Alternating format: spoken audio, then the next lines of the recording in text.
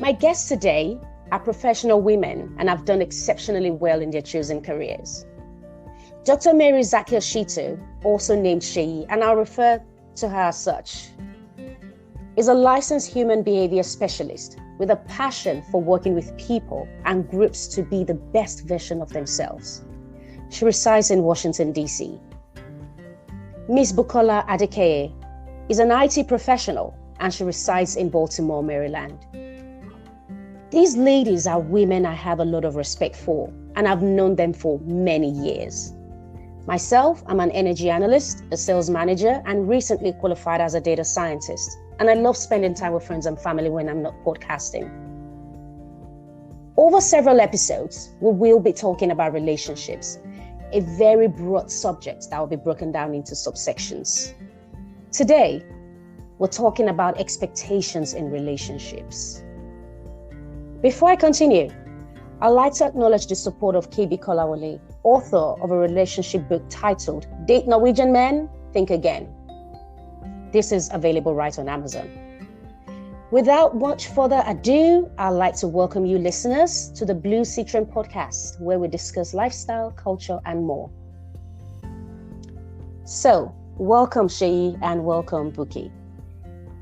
I'd like to start, I'd like to start from the 20s age range. We've all been there, all three of us. What did relationship mean to you at the time, Seyi? Well, relationship at that time for me was an exit card from leaving the house. Coming from a traditional Nigerian home, there's a natural progression as to what is expected of you. You're supposed to go to school, you're supposed to do your parents and family proud, and then you're supposed to get out of the house, and the only way out of the house is to get married. So for me at that time, relationships meant a potential exit card to that getting married. And so my focus was finding the partner that I felt that we could forge an empire or develop something for the future together at that time. And so my focus was finding one that can meet the criteria that I had set for myself using at that time 20 questions that I was asking virtually every guy, both friends and foe, to see who I felt was most compatible with my thinking at that moment. So that's what relationships meant to me at that time. Okay, thank you. Bukky? Yeah, I will say similar. I think a lot of us came from a similar background where, the expectations were just the same. Our parents wanted us to do this and then that and then the next. And they just had our lives planned out for us. So for me, I had this fairy tale I had in my head, like, oh yes, fall in love, do this, have kids, and I'm a hopeless romantic in a way. And I think like Dr. Seyi, I had this, I wanted an exit strategy too. You just want to be free of, all your parents, this yada, yada, yada.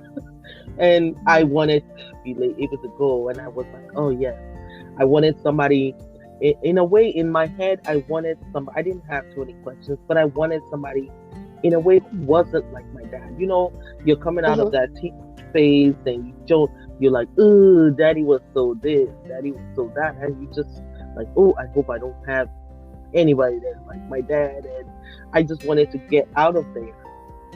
And I remember even when I was going to secondary school, I picked a school that was supposedly far away because I wanted that experience of being away from home, because you've been cuddled, you've been kept, so to stay close to us. And I really wanted to go as far away as possible. I wanted to explore, and I felt like, I didn't have that opportunity to explore. So marriage for me was like, yes, let me get to somebody who's going to allow me to be who I want to be. And that was my idea of marriage. That was my idea of, yes, what I want to be. And I don't even think I had specifics as to, oh, he's got to be this. I just knew, okay, I had to fall in love. So for me, it was like, I want to fall in love.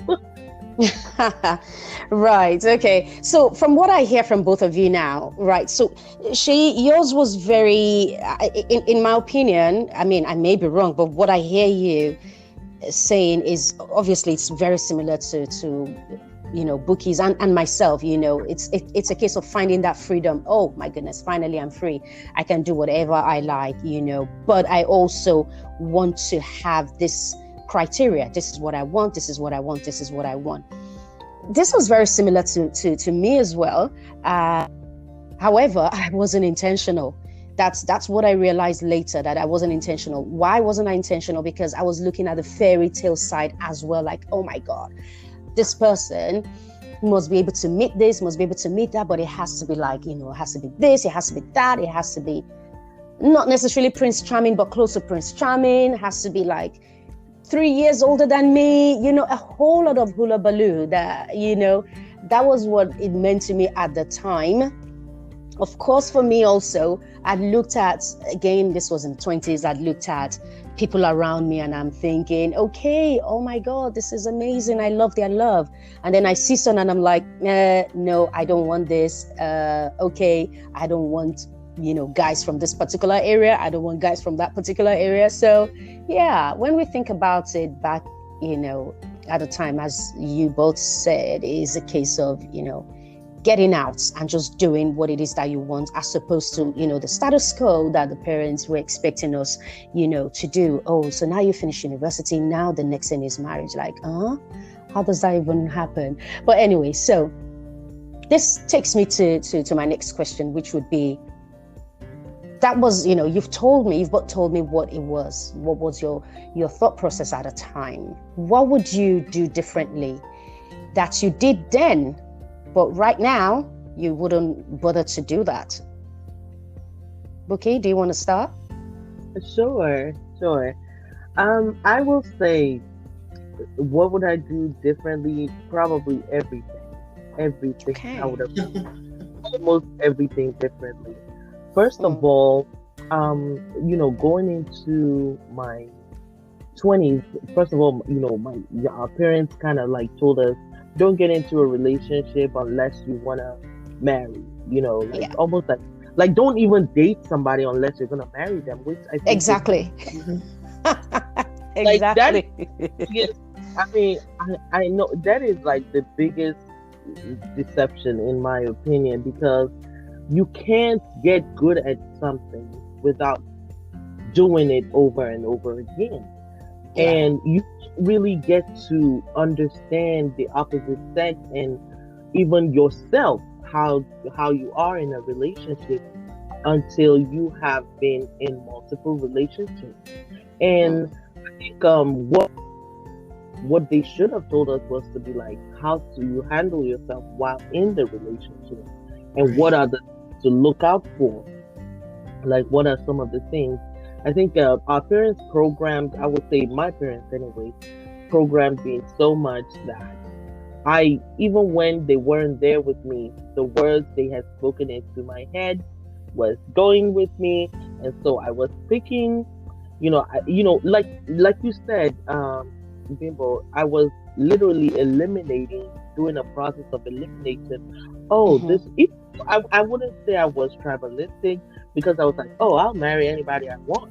But in a way, somehow the words they had spoken into me already was manifesting, because when I see somebody from, say, I don't know, Delta, I still have that, oh my God, daddy's gonna, And so, you still have that caution, it's there subconsciously. Yeah. Yes.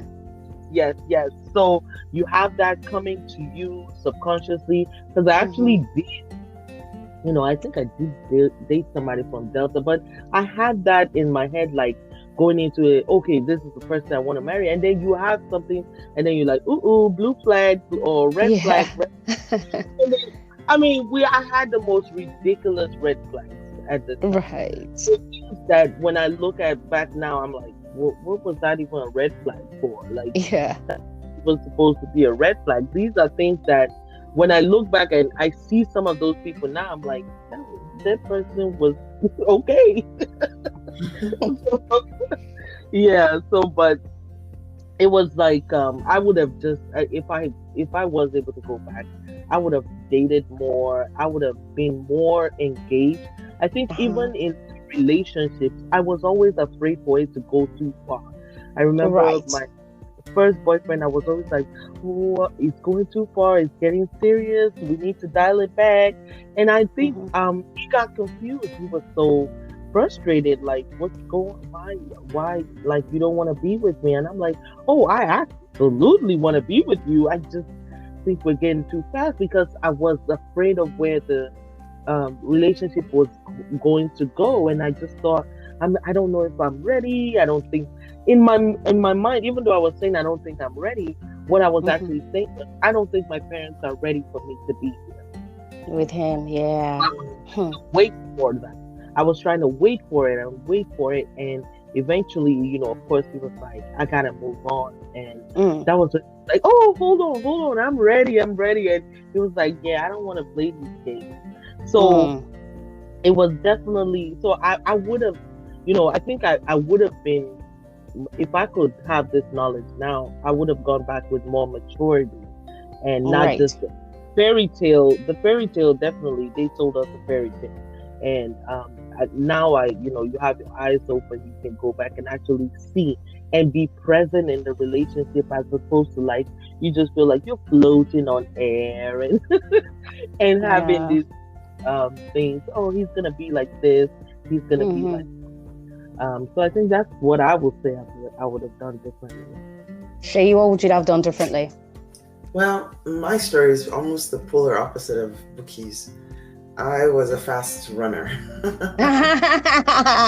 By my 20s, I was already, I got engaged in my 20s. So I was an early starter. So I started dating quite early because my orientation is multicultural.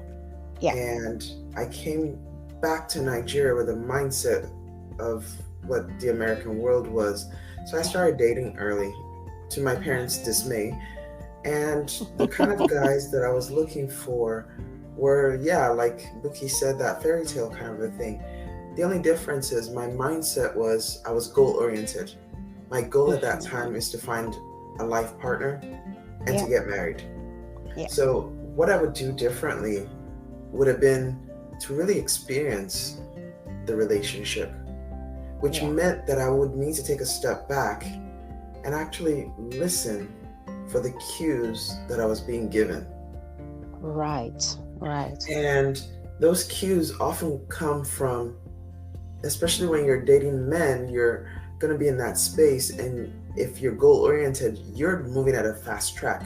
We women tend to mature faster. We women tend to know exactly what we want. And we women are generally connectors. So we find links to everything. And if you walk into a room, you're able to see patterns before most average guys. And in my 20s at that time, I already had a good job. I was already doing well for myself. So I was checking the boxes. And for the type A personality that I am, I was looking for that person that's going to help build that empire that I was thinking of in my head. Now, here's the key word, in my head. Relationships, good, solid relationships, require compromise. It requires active listening, not driving an agenda towards what you want. And so in that time and space, because my head was focused on when am I getting married, I was listening for everything that affirmed this is the person for me to get married to, or this is not the person.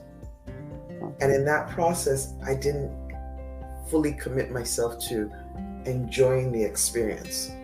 Now, I eventually did right by my parents and ensuring that for me to get out, I found a solid guy and I did get married. However, in my dating process, I wasn't listening for things that would make me a solid partner. I was listening for someone to help fulfill my dreams. And in that process, I cheated myself, and I cheated quite a number of partners because I was trying to pigeonhole them into an illusion that I thought a relationship was. Right. And what would I do differently? I would actually sit back and listen more. I would actually take time to experience the experience itself. Now, don't get me wrong, I've always been that kind of person who knows exactly what I want, and I still do. The only difference now is that I'm listening more, and I'm being a little more reflective on what I'm actually hearing. I'm not filling in the gaps like we women tend to. We tend to connect the dots when the dots don't actually connect. Yeah. So now I'm actually in the place of saying, you said the sky was blue yesterday. Today you're saying the sky is red. I wouldn't automatically assume that the sun rose yesterday and the sun is setting today. Instead, now I would ask, yesterday it was blue, today's red. What changed for you? And then I would accept their answer as they said it. Yeah. So yeah, I had a good 20s, but my 20s were so laser focused that I feel I cheated myself. Oh my days, yeah. My 20s, yeah. So I mean, as you ladies probably already know, I am something I probably, I don't know if I should call myself a recovering workaholic now, because in my 20s, yes, I was having a good time. I was going on dates. I was also sort of laser focused. It would have been nice for me to probably, I hear you, Seyi. Literally, it would be nice to listen more, right? But I was probably looking at so many other external factors. Yeah. So in my case, my parents were actually, interestingly, they were quite liberal, right? They were liberal. They were very open to whoever you want, as long as the person is your friend, my mom would say. The right man is not necessarily the right mate, because the right man could have everything, could have all the money in this world, but is it the right mate? Is it your friend? You know, do you communicate? Do you love each other? That's what the right mate would be, she would say. You know, so I was so picky. And my dad used to say to me at the time, oh, you know, as long as you're happy and as long as, you know, he's got something to do and he's not a lazy man, that's it. Even though, so I come from a Muslim background, but my parents were the most liberal Muslims ever that I know. So, of course, you know, without going into religion, because obviously everybody has their own way of, you know, religion, practice and everything. So yeah, I come from the most liberal family with all sorts of religions. So there was no specific thing about, oh, you have to marry a Muslim. That wasn't even my parents. Neither was it a case of, oh, you have to marry from our hometown, which was more common during their own time, and which I saw with a lot of my aunties and uncles and so on and so forth, you know. And even some people within our, you know, age range, it was a case of, oh, okay, it would be nice if you marry from our hometown, you know, let alone, as Bukky mentioned, she was a little bit a case of, oh my God, if I bring this guy from Delta, if I bring him home, it wasn't a case of her not wanting him, but she was thinking about what her parents would want. So I really didn't have that. What I had was, I was just working. I love the best things of life, because obviously our parents gave us all the best things of life, but I was also maybe too career focused. So maybe that's what I would have done differently. And there's nothing wrong with, you know, being career focused in your 20s, but maybe I would have loved to open up more. And as you say, you know, listen more, you know, maybe even date more, you know, and that way you're able to make the right decision for yourself. But then again, this is not all about me. This is not all about me. Let's go on to what may have influenced your thinking, you know, after you knowing what, you know, you would have done differently today, right? You know, what influenced your thinking in the process? I don't know if my question makes any sort of sense there. Seyi? So, yeah, I mean, because I've now come to a place of understanding, what influenced my thinking was I kept doing the same thing and getting the same result. Right. I mean, if you're dating the same set of types of guys, Yeah. and you're getting the same types of results, then guess what? That means you need to make an adjustment somewhere. Uh-huh. Now, what I did instead was I went to the polar opposite of what I normally dated. Oh. And I got engaged to someone that I felt, oh my God, he's not going to break my heart, you know? And he was so different from the others. He's an intellectual being in and of himself. Okay. He's an awesome guy. Okay. And I felt, okay, this is so different. I'm the one that's going to look for what I call the fireworks in a guy. Uh-huh.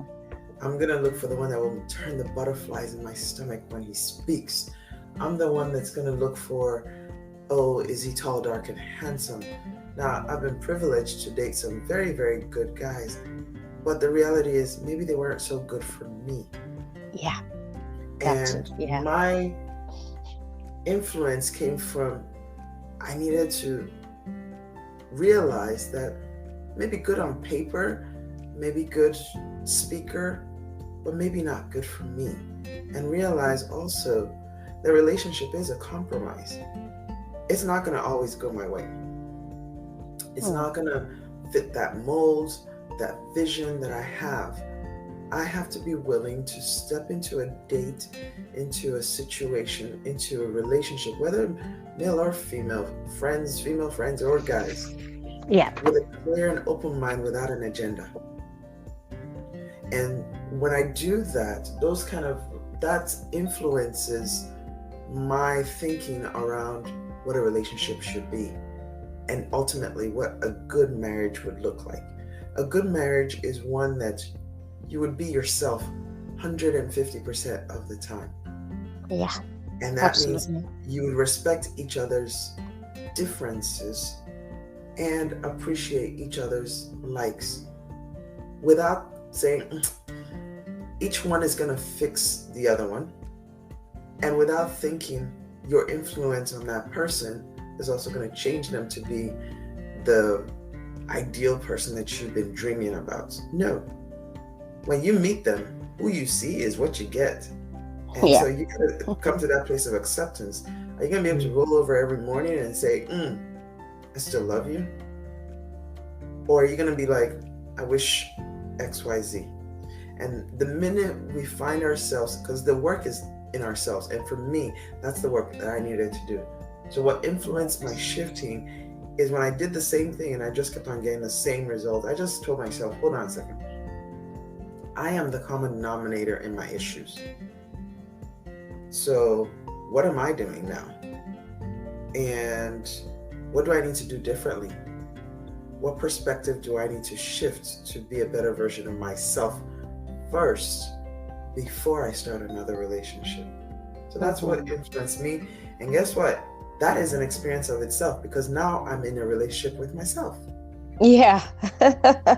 And that's key. That's important, because if one is not, perfect for oneself, I mean, you know what I mean by perfect. If you're not good in yourself, how can you be good for the next person? How can you be good for your society? How can you be good for whoever, basically? So you have to be good for yourself. You have to be, 1000% for yourself.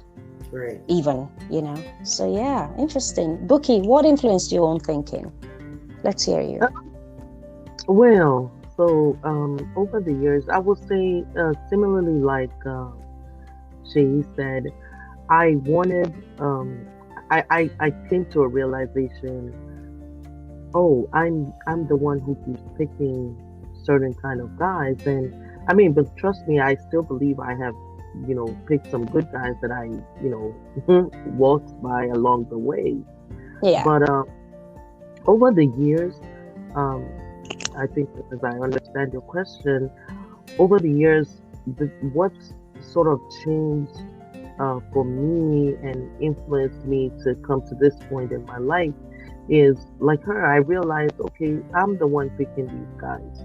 And then I had to self-reflect and say, why do I feel like I have to fix a guy? Like, why is it that? Because I would see a guy that maybe doesn't, in my mind, doesn't need fixing. And then it's all, I have this, okay, what am I supposed to do if I'm not fixing him? Right? Right. And I'm like, what am I supposed to do if I'm not? Like, it's like, okay, I don't have nothing to do. So it's almost like I was naturally drawn to this guy that I wanted to fix. And I want to maybe say that possibly the reason why I felt that way was because I think in my parents' relationship, I always viewed my dad as always, like, trying to correct my mom and always telling her she should do this, she needs to do this, she should have done this like that and all that. And my mom would just say, and I remember I just was like, I think incidentally, I as a female picked that up. I think that kind of behavior is more peculiar to a guy. Right. And, okay. But I ended up like picking that trait in my father, where you look and you see it's like I'm analytical by nature. So you look at somebody and you see like oops, and then but then I fall in love, and then once I fall in love with that brokenness, and then I start trying to fix. And so, but which of course I see now, like I'm able to look at somebody now and say, yes, you know what, I can think well about you, but I'm so sorry. You've got to fix you. Exactly. Yes. Energy. I do not have the energy to deal with your issues. You've got to deal with that. Like, and I literally, I'm able to like look and say, you know what? I'm so sorry, but you're great and everything, and you're good. You're good. I don't even think you're an evil person, but I can't help you fix the issue. You have to fix that yourself. So I think it was really more self-reflection for me to see that, okay, I'm the one, I chose these guys. I chose to deal with them. I chose to settle. And when I think about it, I actually look at it and say, you know what, I did choose to settle, because right before I got married, I did have like that, watch out girl. But then that what would people say? And I think that went with me for years. It took, I wouldn't even say I've been able to let go of that completely, because like you said, you grow up with what will people say. I mean, you literally have to figure out what will people say before you take some action. I remember even while I was dating, if my one of my boyfriends said, "Oh, let's go this way," I would think about, will I meet somebody there that that knows your parents? That knows my father. Like, that's gonna go back and tell. And I mean, I care so much, and I think I know I'm gonna deviate a little bit. That's why we as parents need to be very careful. Some of the things that we absolutely tell our kids, I will never allow this. I will never allow this. Because we have to be so careful. Sometimes we're joking, we don't even mean it, but we say it over and over again that we don't understand that our kids are trying so hard to please us.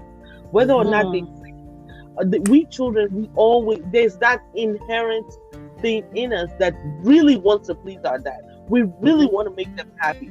And it doesn't matter, even when we are going against our own grain, we still have that desire to please them. So I think that I had to try and pull myself away from that, always wanting to please, always wanting to, which I also carried into even my relationship. And I just wanted to please him. Oh, he wants me. I remember, oh my God, I had this boyfriend that just wanted me to eat. Oh God. And I'll be like, I mean, oh my God, so right?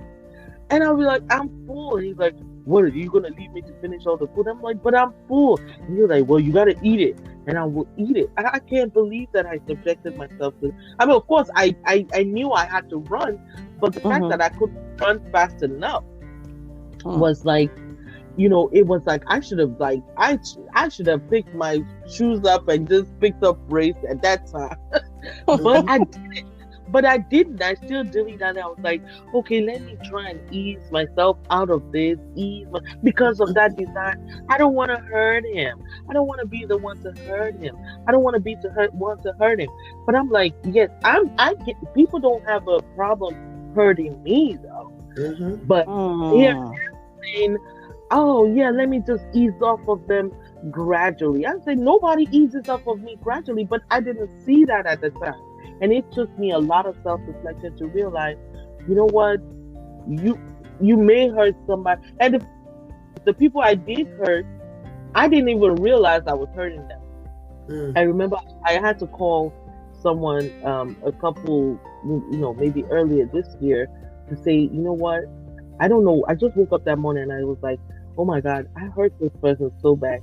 So I called the person and said, I'm so sorry.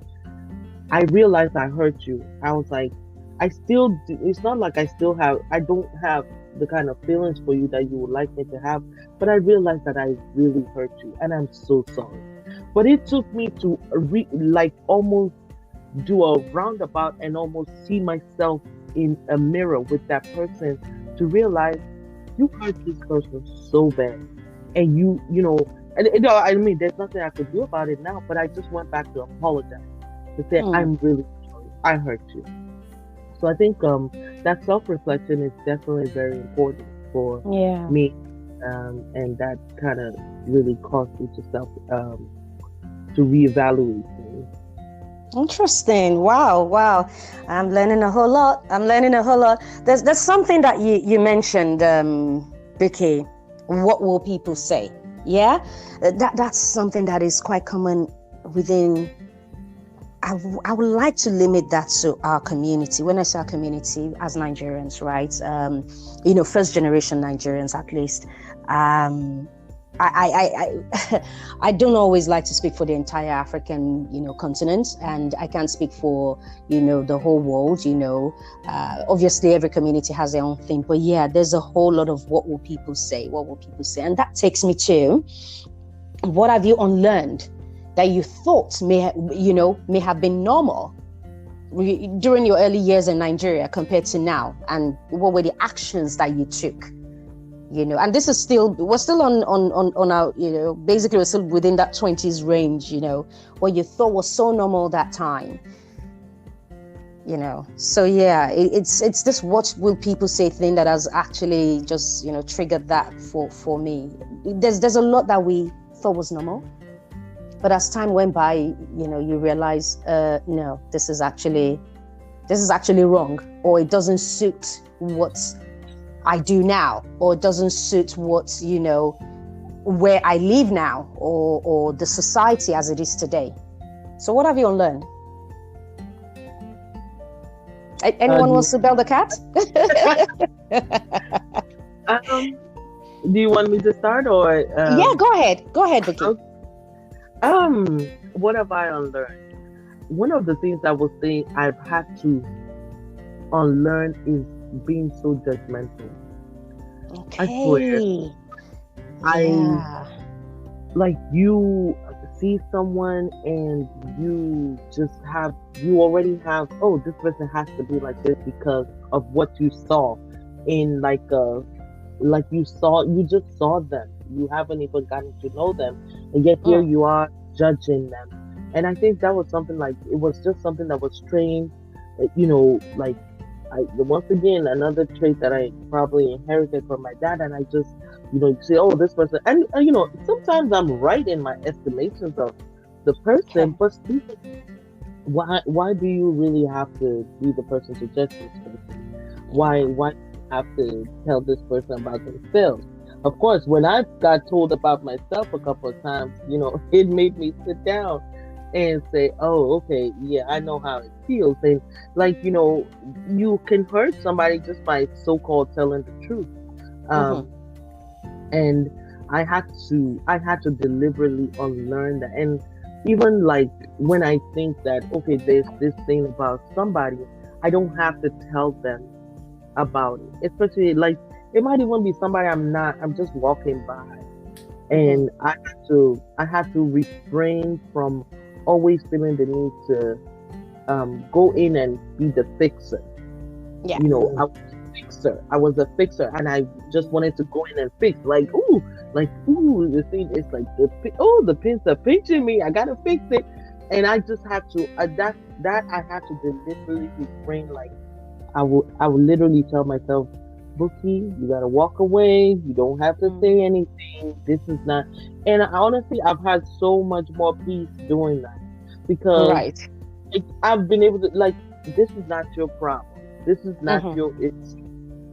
I mean, I could not believe the freedom of being able to look at somebody with all their issues and say, you know what, I'm gonna have to walk away from this one, and just feel like your problem isn't really my problem. And I think that's something that I didn't learn in my 20s.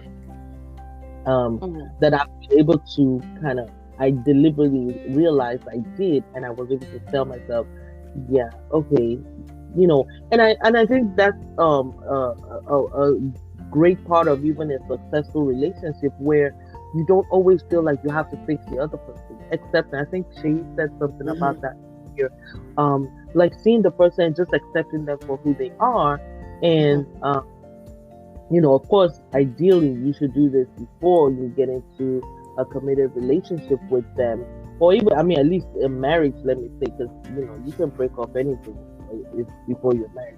I mean, you can break up a marriage now too. But yeah, so, but I had to that was, I would say, that was one of the biggest things. I mean, it took me deliberate efforts to, and I made mistakes along the way, but I had to unlearn that just trying to fix somebody. Oh, as soon as I see the problem, I have like 20 different ways to fix it and all that. And I have the solutions and all that, but nobody's sitting there trying to fix, like, nobody wants you to fix them. Yeah. You know, if they ask you for help, yes, help them. But, you know, and you can even offer, I've found myself saying, hey, you know, I can help you with this if you want. But I realized I don't have that urgent need to fix and anymore, and I've had so much come from that. All right, thank you, thanks, Bukky. Seyi, what have you unlearned? Well, I think Bukky and I drank from the same well in fixing. I mean, I've self-titled myself the human fixer in one way or the other, but I also learned after many years of therapy, actually, that that's a form of control. It is. And because what we tend to reach out to fix is often the areas that we ourselves may actually be struggling with.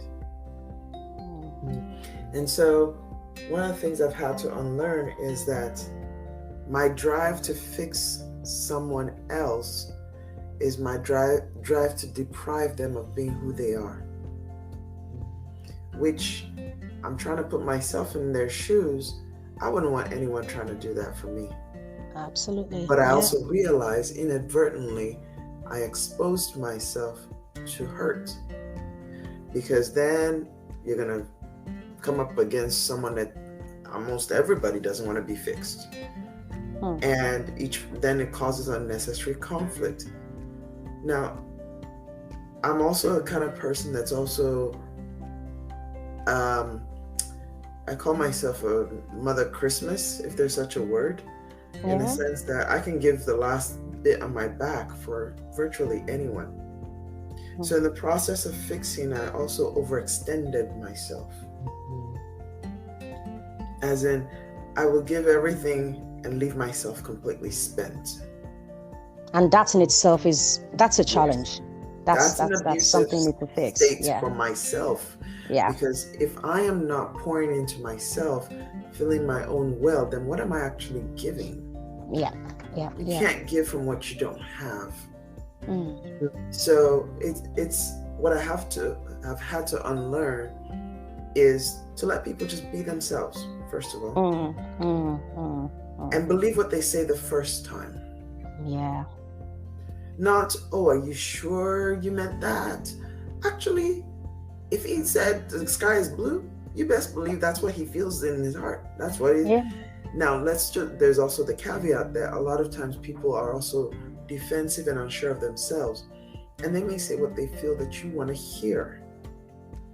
So is the action correlating with what is being said? And what I've also had to learn is that quickness to connect. So if the action didn't correlate, I may excuse, or I may find a rationale. Now that is my rationale, not theirs. Right. So I've had to unlearn connecting the dots, and learn to ask questions and actually listen. A person that doesn't answer the question means that they're uncomfortable with it, or they want to hold back. And I've also unlearned that I can give myself permission to say, you didn't answer my question. So are you trying to hold back from me? I'm trying to be open and transparent with you. So it's speaking my own truth in the moment, and unlearned being scared of pushing another person away. Yeah. If I'm asking you a question and you feel that question is uncomfortable, it's okay to say it's uncomfortable. I've also learned to accept people's vulnerabilities, because we all are scared in one way or the other. We all step into relationships and we're like, why am I here again? Yeah. Now, in my 20s, my goal was to get married. And I was pretty forthright about it.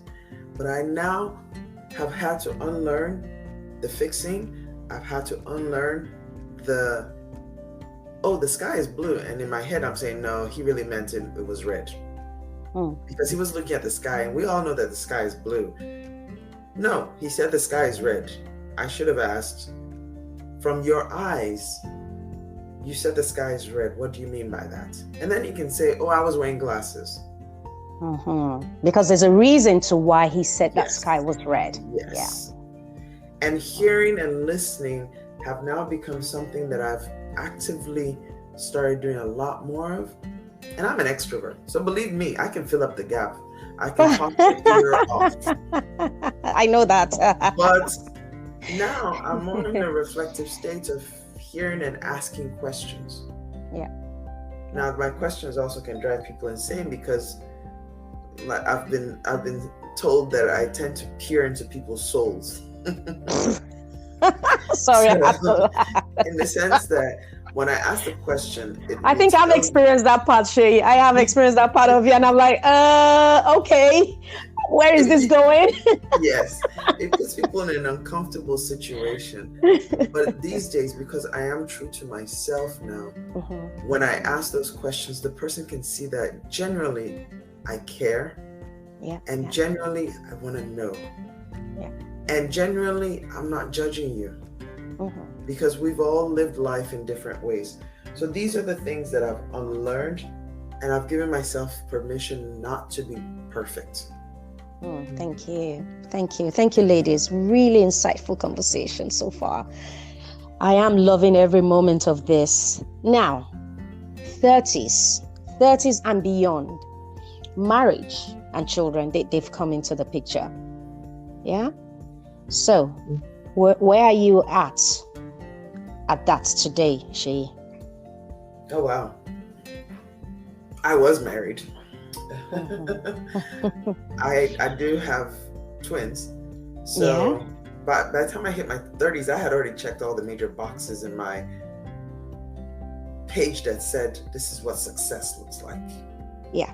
So I entered my 30s pretty confident of myself, but guess what? I still wasn't happy. So 30s for me was a decade of, who am I again? Yeah. And why am I here again?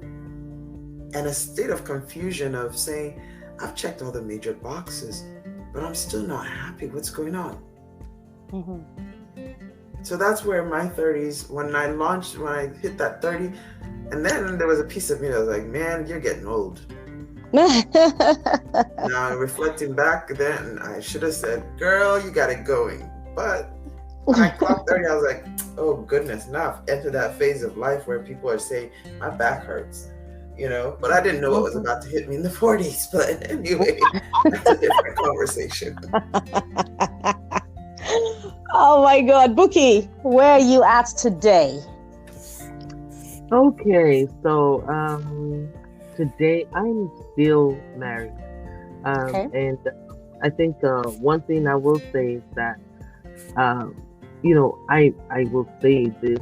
I know this is not something that a lot of people say, so I will give my reason for saying that I'm actually not, I would not consider myself in happy marriage at this time.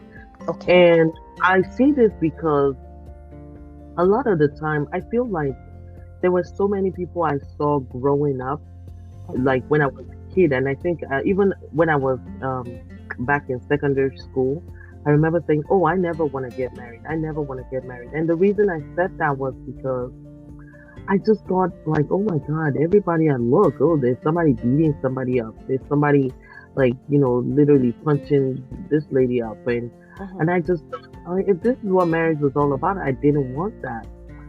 That was in my very early teenage years. Okay. Of course, eventually I went on to fall in love and blah, blah, blah. But now I getting married, I realized like, look, if somebody at that point was just honest enough to say, yeah, my marriage is kind of shitty.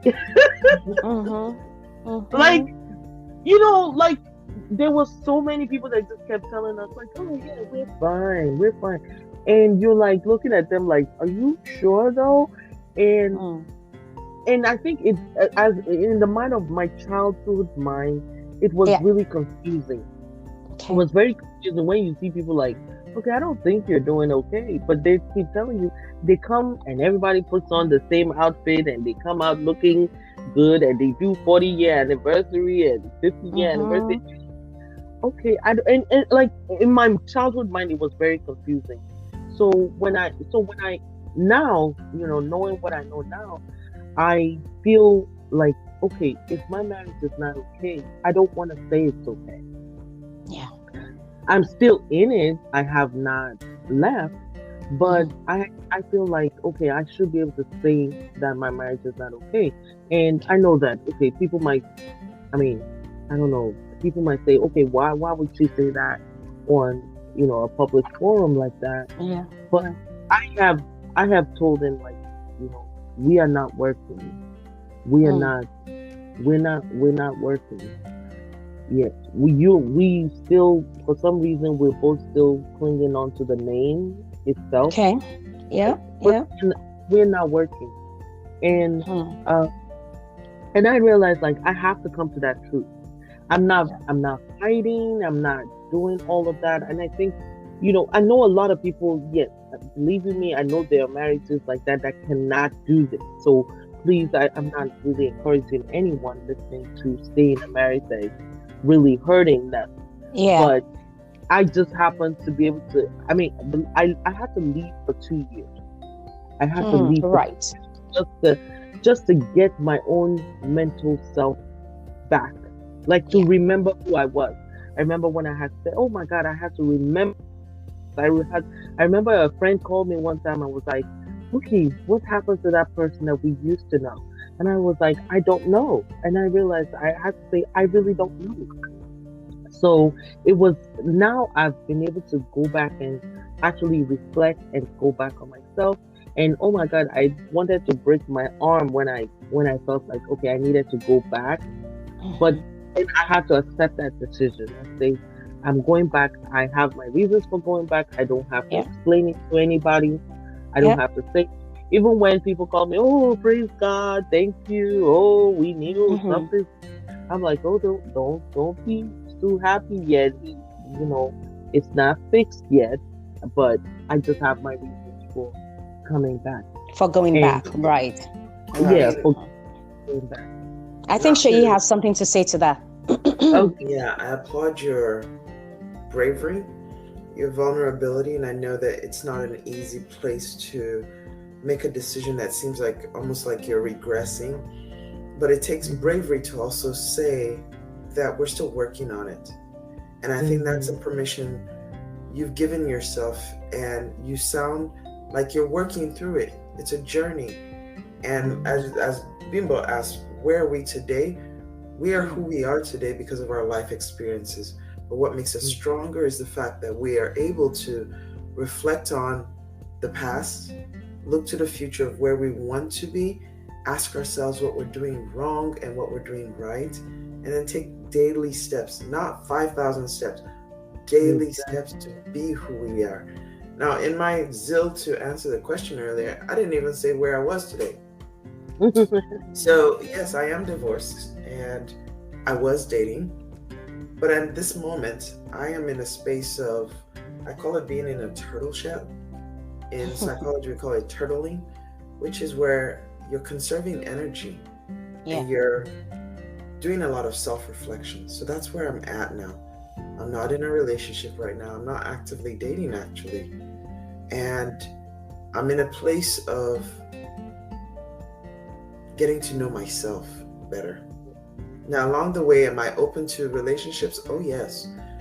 The thing, though, is unlike before, I think this is the first time in my life that it took 4 decades to get to this spot, 4 decades plus to get to this spot and say to myself, I'm okay.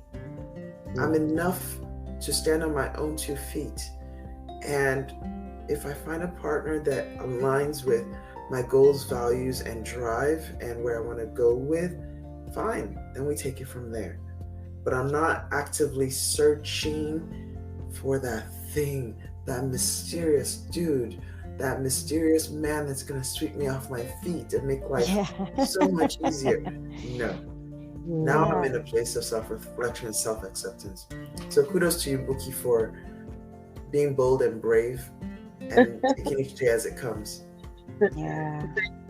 Thank you for that. And if I may add, I think one of the things that made me say, I know what it did, all those lies of people lying about how successful their relationship was, did to me. And I remember telling myself, I really don't want my kids to go around thinking this is what a normal relationship should be.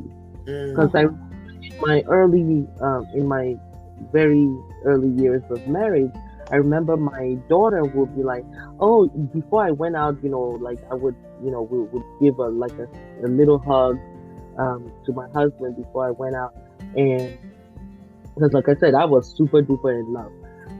And so I remember my daughter she looked forward to that. I remember she was like, oh yeah, mommy, hug daddy.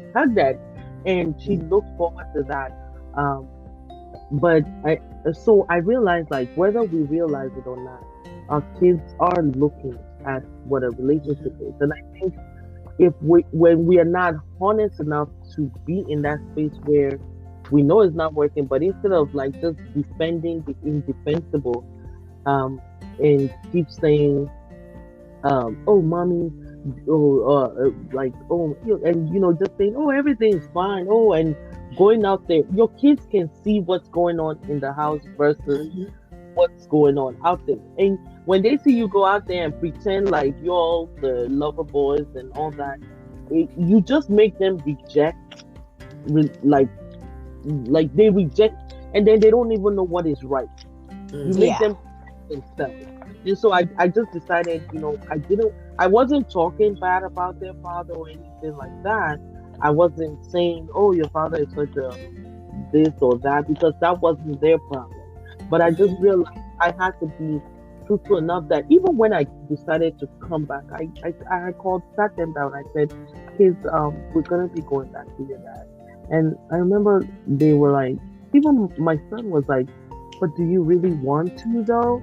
And honestly, I wanted to give them a big hug because they realized, yes, I was struggling. I mean, it wasn't like I poured out everything on them, but they knew that things wasn't right. They knew that. I mean, as much as I tried to hide the fact that we were fighting or that we were disagreeing all the time, kids see through that. And I remember the day my son saw me and said, "You guys are always fighting," and I was like, "Really? I'm so sorry about that." So kids can see it, whether or not you decide to do it in the middle of the night or all that. They can see that tension. They can feel it. And so I realized I have to be honest enough, at least with them, for their own sake, because I'm repeating some of the things that happened in my parents' marriages because they weren't honest enough with me to say, okay, this is the problem we're in right now. They just said, oh, we're great. And so I had a warped sense of what is actually right, what is proper, what is normal, and what is okay in a relationship. And I think being able to do that for them, I had to say, no, I'm not okay, but this is where we are, and we're going to deal with it, and we're going to be fine. So, all right.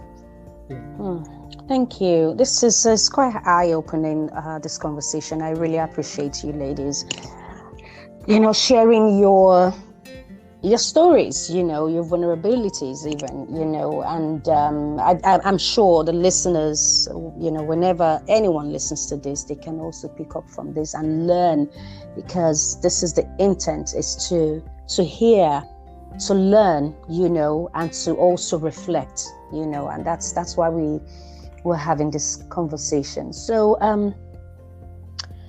would both of you, right, would you have done, say for example, if you were from an African or Nigerian perspective, obviously you both live in the US, right? And I'm in the UK. If you were living in Nigeria, if you were residing in Nigeria, do you think you would have done things differently, right? Do you think it would be different? Do you think you would just, Seyi, would you have stayed, right? Bukky, would you have even gone away for the 2 years that you decided to take a break for? Would that have happened, both of you? Seyi? For me, I tend to be the rebel around. So I think a lot of people know me, even from my sheer persona. I don't usually go with the grain. I always ask why. Now, before we left Nigeria, our marriage had issues. So moving to the US was not going to be like a get out of jail card. It was an opportunity to fix things. Right. And I already decided in Nigeria, if we had stayed, I was going to file for a divorce anyway. Now, because of the culture, would it have been easy? Hell no. Actually, I probably would have faced all the cultural, religious, and everything else that goes with, oh, why are you doing this? Can't you sit in it? I mean, at least he's not beating you. I mean, at least it's not this. At least it's not that. Yeah, but that is your relationship. This is my relationship. And I don't think I would have done things much differently. It may have taken a whole lot longer, I have to say. But the typical thing that I observe in Nigeria is people actually are divorced, but they're still living together, right? And for me, that's hypocrisy, because you're now stagnating both of your lives. And frankly, I believe a lot of the lifespan of Nigerians would be a lot longer if they just told themselves the truth and just dealt with situations, rather than sweeping it under rugs or putting up a facade when they walk out. So I feel there's a lot more hypocrisy at home, and people are afraid of what will people say, so they don't live their truths. Instead, they post the best pictures on social media. They put up the best facade when they go to weddings and parties. They wear the same kind of clothes to make people think that they're in sync, and then they go behind closed doors and they're miserable. Now, because of my work and what I do with people, I hear the hidden stories. The people that look the most glamorous are often the ones that are crying the most tears. Oh dear. So, and for that reason, I also put forward a measure of asking from a cultural perspective, to what end are we keeping up the facade? So if I was home, would it have been easier? No. It would have been so much harder, because there would be that influence. But I also believe I'm also an agent of change, even in my own little tiny world, to say, let's challenge ourselves to be the better version of ourselves. And so maybe if I start this fire in my space, hopefully that fire will ignite to someone else who will ask the fundamental question, why am I doing this? Not only to myself, to the partner I'm with, to the children. And guess what? You're now teaching the children of the next generation that it's okay to stay in a miserable relationship. Don't get me wrong. If you can work on the relationship, it takes two people, parties to want to work on the relationship. Yeah. If both parties can work on a relationship, get the therapy you need. Good therapy, not just religious therapy, because that's the thing we do in Nigeria. Oh, yeah. The religious route. To solve it. The religious route is good to deal with religious elements, but there are things that you fundamentally need to know about human behavior and how to resolve conflict or create a harmonious relationship that religion may not speak to if you don't understand human behavior. So would it have been easier? No. So that's the difference between, while in the US, I'm able to tap into therapy. I'm able to do a lot of self-work and given the free permission to do who I am and be who I am. In Nigeria, I would have the family support system to get through the tough days, but I would also have the family influence that would say, you may want to think about this. You're a woman, you're this, what would this think? Would you be able to find another man? Would you be able to do things the way you do it if you're not married? So all those influences would come to play. But I think life is different on both sides, but they have the merits and their demerits. Absolutely. Thank you, Seyi. Bukky, do you have anything to add to that? Interestingly, I do. Okay, let's hear it. I totally see where Seyi is coming from, and for me, honestly, I think that I think one of the things that sometimes we don't appreciate is the community factor in Nigeria. That if I had been in Nigeria, one of the things I realized is that coming to the US, I didn't have family around me enough. I didn't have enough of my family close, like living in the same city, that kind of a thing. I had people away, so I would talk on the phone and, hey, as long as they heard my voice. So I was like almost like suffering in silence for years, when, after I first came, I didn't want to tell people what was going on. In my situation and all that, and I just tried to like, oh yeah, I'm fine. But I realized that, in Nigeria, it's really, I mean, people can see you. You can't really like just shut yourself in like that, which that's in America, you can't do that. People can absolutely not know what's going on with you. But I think that one of the good things about Nigeria is that you really can't hide too much from who you really are, and where you are with your marriage and whatever. People are gonna, you just can't hide so much. And I think if I had been in Nigeria, another thing is that there are ways to escape in Nigeria. And I say this by saying that, you know how people would literally go and spend 3 months with their family? And kids are going for holiday or something like that. When looking back now, I realized like these were ways that women escaped from the things they didn't want to deal with. Right. Because honestly, if you had a wonderful relationship with your man, would you really not want to like sleep in the same bed with him for 3 whole months? Like, so these things didn't. I didn't think about it then, but now I look at when somebody says, "Oh, this person went to spend holiday with their family," and you think to yourself, like, why do they want to be away from you so long? Like, aren't you gonna miss this person? Even when you look at situations where a man will be working, say in Lagos, and the husband is or one person is in Lagos, one person is in Ibadan, and they're like, "Oh, I'm just gonna go during the week." Like the fact that you are like, well, let's just make it work and all that. Somehow, for me, I'm like, okay, there's still something. There's a bit of intimacy that's missing there, where you don't want to mess with, like, I don't want to say these words on where you don't want to sleep in the same bed. You don't want to have intimate relations with this person almost every day. Like, why do you want to be away from this person so much? What is going on there? And you like, I had a friend recently call me and say, oh, the whole family was moving because one of them had to go to school outside of Nigeria. And I was like, you know what, I'm so happy that you're making that sacrifice where all of you are moving, because people don't understand, like, the fact that you come to a decision where you say, okay, you go for 2 years or you go for 3 years. Like, how do you handle that? It's like, how do you leave somebody behind and not say, are you gonna be okay? I don't want to leave you. Can we not, like, if we're gonna drink this Gary, let's drink this Gary together.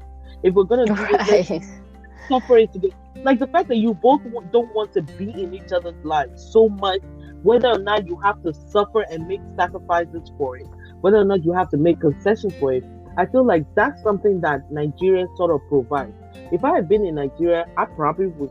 I think I probably would still be married, or I would just be living permanently in Ilori or something. Hilltown. You don't have people who just say, "Oh, daddy is coming to visit," something like that. You prepare you, but it's a way for women use that as a way of escape, and people didn't have yes.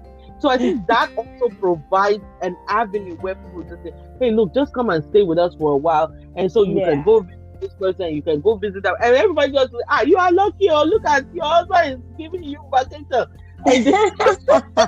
If only they knew, huh? So I think that would have been something. I probably would have fallen into that position where they just say, oh, no, just come and visit with us for a while you deal with it. Oh, okay, come here and go to school. And maybe while we're going to school, you can take care of your kids. Because even being in America, I was told, you know what, just bring your kids to Nigeria for a while. And I thought to myself, like, I don't understand how I can miss 2-3 years of my kids' lives. Kids' lives, yeah. I don't, what is the great sacrifice for that?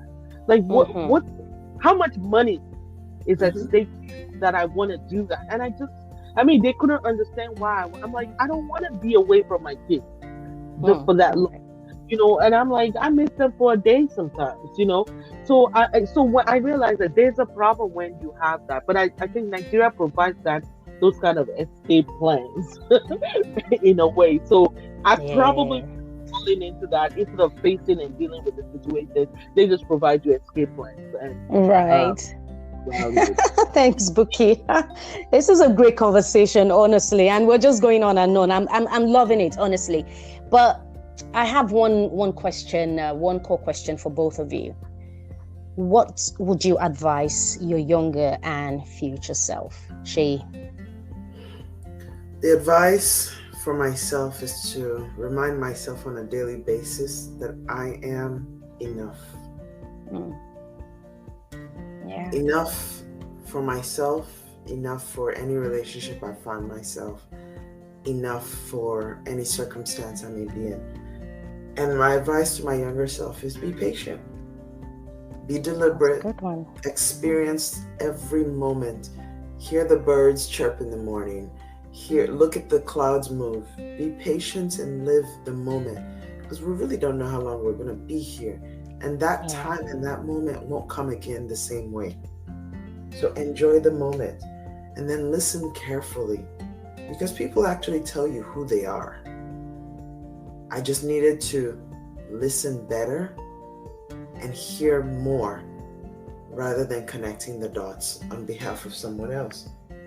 And follow your instincts, follow your guts, because oftentimes our bodies, our minds kind of know how to protect us.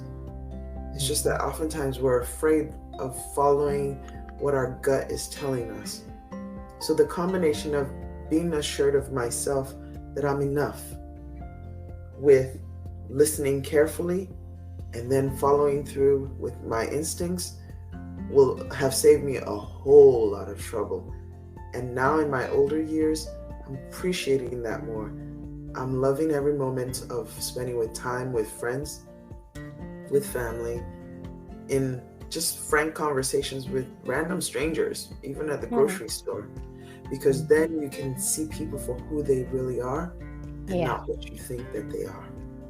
Thank you, Seyi. Thank you so much. Bukky, what would you advise your younger self and future self? So I think for my younger self, I would have said, just take time to actually live in the moment and enjoy yourself. Like whatever it is you wanted to do, just do it.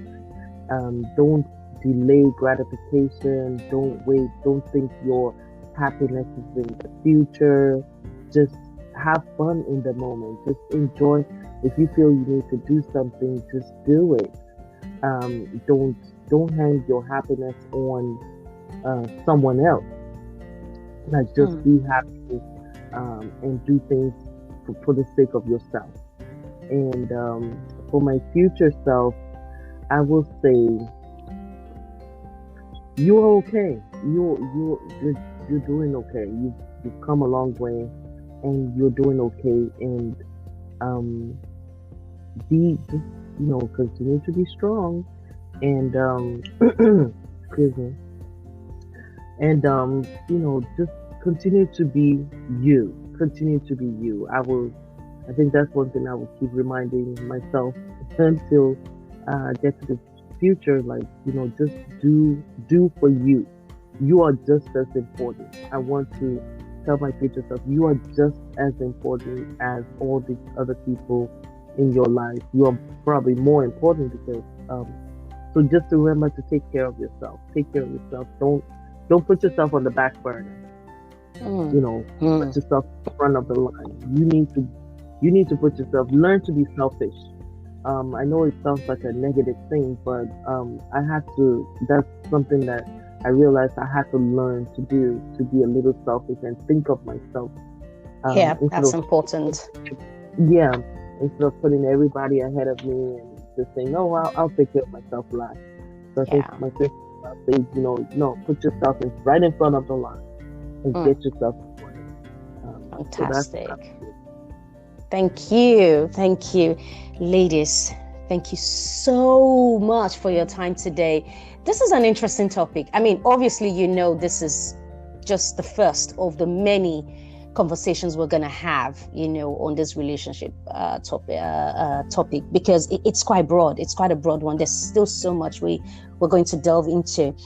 But for today, I've thoroughly enjoyed every moment of it. Thank you so much, Seyi and Bukky. I appreciate you. Thank you, girls. Thank you so much. Thank you. Thank you for having me. Right. A big thanks to our listeners as well. I hope you have taken a whole lot of, lessons and, literally shared life experience and journey with Seyi and Bukky here today. So, from me, until next time, it's Bim from BlueSitron. Do enjoy the rest of your day and see you at the next episode. Thank you.